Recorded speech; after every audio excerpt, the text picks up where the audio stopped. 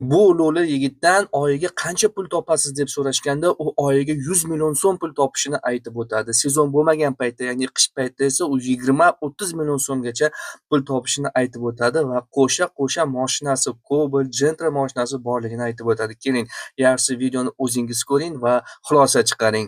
Oyiga 60 million. 60 million topasiz, seryozni oyiga. Seryozni xudo haqqi. Yo'q, endi har oy bunday bo'lmaydi masalan. Har oy shunday. Har oy.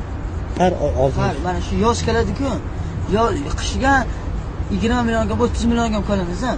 Yoziga 100 milliongacha borgan bizlar. oyiga. Bir oyga. Ishonsangiz 3 ta Gentra, 3 ta uy qurdim. Uy qayerda? Uy qayerda? U Surxondaryoda. Surxonda qayerda? Har 10 kunga borka aka 30 millionni pochta qilaman. Uy qayerda? Uymi? Surxondaryo. Sherobodda, Zangda.